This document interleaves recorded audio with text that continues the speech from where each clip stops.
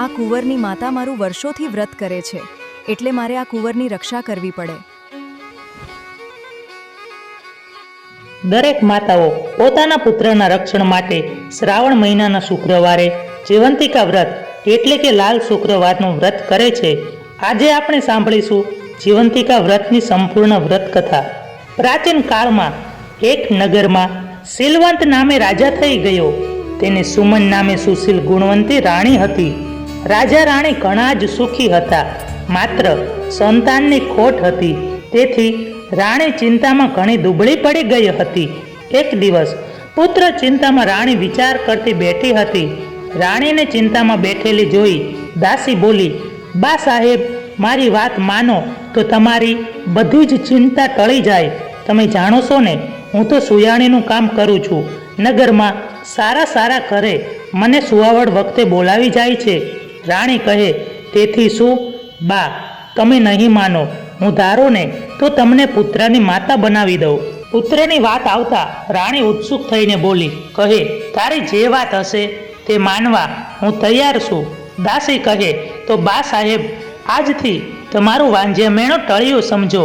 પણ કઈ રીતે એ તમારે જાણવાની જરૂર નથી. તમારે તો માત્ર તમે ગર્ભવતી થયા છો એવા સમાચાર નગરમાં ફેલાવવાના, બાકીનું બધું તો મારે કરવાનું છે. રાણી કહે, ભલે. પછી તો આખાય નગરમાં વાત ફેલાવી કે રાણીજી ગર્ભવતી થયા છે. રાજા તો આનંદમાં આવી ગયો. આખું નગર રાજી રાજી થઈ ગયું. 9 મહિના જેટલો સમય પસાર થઈ ગયો અને ગામમાં એક બ્રાહ્મણીને ત્યાં સુવાવડ આવી, એટલે સુયાણીના કામ માટે દાસીને તેડાવી. મધરાત પછી બ્રાહ્મણીને પુત્ર જન્મ્યો. દાસીએ પુત્રને રાજમહેલમાં લઈ જવા વિચાર કર્યો. સૌની વિદાય લઈ દાસી પણ ચાલી ગઈ. બીજા દિવસની મધરાત પછી દાસી બ્રાહ્મણીને ઘરે આવી. બધા ઘસઘસાટ ઊંઘતા હતા. લાગ જોઈ પાછલી બારીએથી દાસી બાળકને ઉઠાવી અને લઈ ગઈ અને રાજમહેલમાં જઈ રાણીના ખોળામાં બાળકને સુવાડી દીધો. સવાર થયું. બ્રાહ્મણી બાળકને ન જોતા બે બાકડા થઈ ગયા. શોધખોળ કરી પણ છેવટે થાકીને બેસી રહ્યા. બરાબર 7 દિવસ પછી દાસીએ જાહેર કર્યું કે રાણીજીને કુંવર જન્મ્યો છે. આખા રાજગઢમાં આનંદ થઈ ગયો. રાણીને કુંવર જન્મ્યો.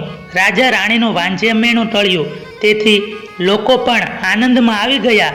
રાજાએ આખાય નગરમાં સાકર વહેંચી, પણ ગોરાણીને જીવંતિકા દેવીનું વ્રત હતું, એટલે દેવી તેના બાળકના રક્ષણ કાજે રાજમહેલમાં આવતા અને રાજકુંવરને આશીર્વાદ આપી ચાલ્યા જતા. આમ દરરોજ માતાજી કુમારની ખબર લેતા. આમ ઘણા વર્ષો વીતી ગયા. કુમાર મોટો થયો. એનું નામ અમર રાખવામાં આવ્યું. એ યુવાન થયો એટલે તેવા સમયે શીલવંત રાજાનું મૃત્યુ થયું. તેથી અમરકુમાર રાજની ગાદીએ બેઠો. અમરકુમાર રાજા થયો. તે બહુ દયાળુ અને પ્રજાપ્રિય હતો, તેથી લોકો પણ તેને બહુ ચાહતા હતા. એક દિવસ એ પિતાનું શ્રાદ્ધ કરવા ગયાજી જવા નીકળ્યો. રસ્તામાં ગામમાં એક વાણિયાને ત્યાં તે રાત રોકાયો. આ વાણિયો અભાગ્યો હતો. તેને સંતાનો થતા પણ 6 દિવસ જીવી 7મા દિવસે મરી જતા. એથી વાણિયો ઘણો દુઃખી થતો. અમરકુમાર આવ્યો તે પહેલા તેને ત્યાં પુત્ર જન્મ્યો હતો. એ આજે 6 દિવસ પૂરા થતા હતા. તેથી વાણિયો મનમાં ને મનમાં ચિંતા કરતો હતો કે સવારે શું થશે. આજે અમરકુમાર વાણિયાને ત્યાં રાત રોકાયો હતો. મધરાત થઈ એટલે વિધાત્રી વાણિયાને ઘરે તેના પુત્રના લેખ લખવા માટે આવ્યા. દેવી વિધાત્રી બારણામાં પગ મૂકવા જાય છે, ત્યાં તો દેવી જીવંતિકાએ આડું ત્રિશૂળ ધર્યું અને પૂછ્યું, દેવી વિધાત્રી, તમે અત્યારે ક્યાંથી? વાણિયાના દીકરાને આજે 6 દિવસ થયા છે, તેથી છઠ્ઠીના લેખ લખવા માટે આવી છું. કેવા લેખ લખશો? લખીશ કે છોકરો સવારે મૃત્યુ પામશે?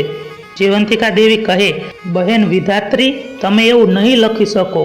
હું તમારી મોટી બહેન છું, એટલે મારી વાત તમારે માનવી પડશે. જેના ઘરે મારો વાસ છે, જેના ઘરમાં મારા પગલાં પડ્યા છે, તે ઘરનું કે બાળકનું અમંગળ તમારાથી થાય નહીં.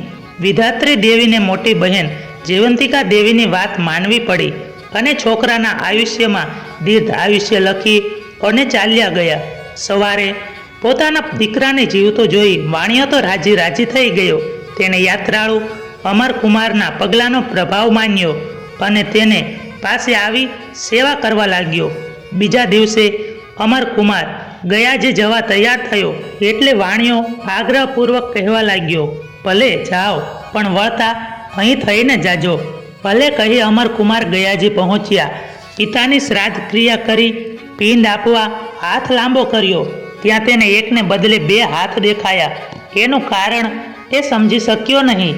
તેણે પંડિતોને પૂછ્યું, પણ પંડિતોએ કશો ઉત્તર આપ્યો નહીં. પણ તેને બીજો હાથ કોઈ દેવીના હાથ જેવો દેખાયો હતો. શ્રાદ્ધ ક્રિયા પૂરી કરી અમરકુમાર પાછો ફર્યો અને વાણિયાને ઘરે આવ્યો. વાણિયાનો પહેલો દીકરો હસતો રમતો થઈ ગયો હતો અને 6 દિવસ પહેલાં તેને ત્યાં બીજો દીકરો અવતર્યો હતો.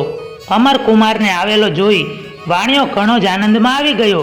મધરાત થઈ અને નવા બાળકના લેખ લખવા દેવી વિધાત્રી આવ્યા. વિધાત્રી ઘરમાં આવ્યા ત્યાં તો દેવી જીવંતિકા માને જોયા. જીવંતિકા દેવીએ પૂછ્યું, બહેન, આજે શું લખશો? દેવી, એના ભાગ્યમાં જે હોય એ જ લખવું પડશે. આ બાળક પણ સવારે મૃત્યુ પામશે. ના ના, તમે એવું લખશો નહીં બહેન. જે અમારા પગલાં છે ત્યાં અમંગળ ન થાય. દેવી, ગયા વખતે મેં તમારી વાત માની હતી, પણ આ વખતે મને ન રોકશો. કર્મના ફળ પ્રમાણે મારે લેખ લખવા પડે, નહીં તો સૃષ્ટિનો નિયમ ભાંગે. પણ બહેન જીવંતિકા, એ કહો, તમે વાણિયાને ઘરે કેમ પધાર્યા છો? એવા વખતે અમરકુમારની ઊંઘ ઉડી ગઈ અને તે આ બંને દેવીઓનો વાર્તાલાપ સાંભળવા લાગ્યો. જીવંતિકા દેવી કહે, વિધાત્રી, આ રાજકુમારની માતા શુક્રવારે મારું વ્રત વર્ષોથી કરે છે. પીળા વસ્ત્રો, પીળા આભૂષણો પહેરતી નથી, ચોખાના પાણીને ઓળંગતી નથી અને શ્રદ્ધાથી મારું વ્રત કરે છે. તેથી મારે આ કુમારની રક્ષા કરવી પડે છે. આ વાણિયાને ત્યાં રાજકુમાર આવ્યો છે એટલે હું તેની સાથે તેની રક્ષા કરવા વાસ કરું છું. પછી વાણિયાના બાળકનું અહિત કેમ કરવા દઉં? બહેન, તારે મારી આજ્ઞા પાળવી પડશે. વિધાત્રી કહે, જેવી આજ્ઞા. પછી લેખ લખવા બેઠા. લેખમાં છોકરો દીર્ઘાયુષ્ય થશે. સવારે બાળકને જીવતો જોઈ વાણિયાએ માની લીધું કે આ પુરુષ કોઈ પુણ્યશાળી છે. તેથી તે તેને આગતા સ્વાગતા કરવા લાગ્યો. 5 દિવસની પરણાંગત પછી અમરકુમાર વિદાય લઈ અને પોતાને ગામ જવા ચાલી નીકળ્યો. અમરકુમાર ઘરે આવ્યો. દેવી વિધાત્રી અને જીવંતિકા માતાની વાત સાંભળી હતી. તેથી તેણે રાણીને પૂછ્યું, માં, તમે કોઈ વ્રત કરો છો? રાણીએ કહ્યું, ના બેટા, હજુ સુધી મેં કોઈ વ્રત કર્યું જ નથી. અમરકુમાર નવાઈ પામ્યો. તો શું આ દેવીઓની વાત ખોટી હશે? ના, એમ બને નહીં. પણ એને સંદેહ થયો, મારી જનેતા કોઈ બીજી હોવી જોઈએ. એવામાં શ્રાવણ મહિનો આવ્યો. શુક્રવારનો દિવસ આવ્યો. અમરકુમારે ઢંઢેરો પીટાયો કે આજે રાજગઢમાં ઉજાણી છે, કોઈએ ઘરે રાંધવું નહીં. બધા જ પીળા વસ્ત્રો પહેરી અને રાજમાં જમવા આવો. સૌ જમવા આવ્યા. પછી કુમારે કોઈ બાકી તો નથી રહ્યું ને? તેની તપાસ કરાવી ત્યારે સમાચાર મળ્યા કે એક બ્રાહ્મણી જમવા આવવાની ના કહે છે. તે કહે છે, મારે જીવંતિકા માતાનું વ્રત છે, તેથી પીળા વસ્ત્રો પહેરીને નહીં આવું. અમરકુમાર સમજી ગયો. તેણે બ્રાહ્મણી માટે લાલ વસ્ત્રો મોકલાવ્યા. લાલ વસ્ત્રો પહેરી બ્રાહ્મણી રાજગઢમાં આવી. માતા પુત્ર સામસામા મળ્યા ત્યાં તો બ્રાહ્મણીને ધાવણ ચડ્યું અને દૂધની છેર વસૂટીને અમરકુમારના મોઢામાં પડી. અમરકુમારે માતાને ઓળખી લીધી.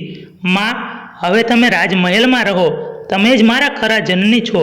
બ્રાહ્મણી કહે, બેટા, હું તારી માં છું એવું તને કોને કહ્યું? અમરકુમારે માતાજીના સંવાદની વાત કરી. ચમત્કારિક હાથની પણ વાત કરી. નગરમાં વાત ફેલાણી. તેથી આખાય નગરની સ્ત્રીઓ પોતાના બાળકની રક્ષા માટે માતા જીવંતિકાનું વ્રત કરવા લાગી. સૌ પૂછવા લાગ્યા, માતાજી, અમને પણ જીવંતિકા વ્રત કેવી રીતે કરવું તે સમજાવો. ગોરાણી કહે, બહેનો, શ્રાવણ મહિનાના શુક્રવારે આ વ્રત લેવાય. તે દિવસે પીળા વસ્ત્રો પહેરવા નહીં, પીળા અલંકારો પહેરવા નહીં, પીળા માંડવા હેઠળ જવું નહીં કે બેસવું નહીં, ચોખાનું પાણી ઓળંગવું નહીં, માતાજીના નામનો 5 દિવેટનો ઘીનો દીવો કરવો, સાકર કંસારનો નૈવેદ્ય ધરાવવો અને એકટાણું કરવું. બાળકની રક્ષા માટે માતાજીને પ્રાર્થના કરવી. 9 વર્ષે આ વ્રતનું ઉજવણું કરવું.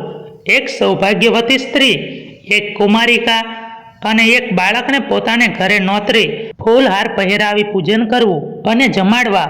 બને તો લાલ વસ્ત્રો આપી દક્ષિણા આપવી. એ રીતે વ્રત કરનારના બાળકોની માં જીવંતિકા હંમેશા રક્ષા કરે છે. દેવી જીવંતિકાના વ્રતના પ્રભાવે બ્રાહ્મણીને ખોવાયેલો પોતાનો પુત્ર પાછો મળ્યો. જીવંતિકા માતાએ એનું રક્ષણ કર્યું. તેને સુખ સંપત્તિ મળી. જય જીવંતિકામાં જેમ ગોરાણીના બાળકની રક્ષા કરી તેમ સૌના બાળકોની રક્ષા કરજો. મિત્રો, વિડીયો પસંદ આવ્યો હોય તો વિડીયોને લાઈક કરી અને ચેનલને સબસ્ક્રાઈબ કરવાનું ભૂલશો નહીં. જય જીવંતિકા માતા.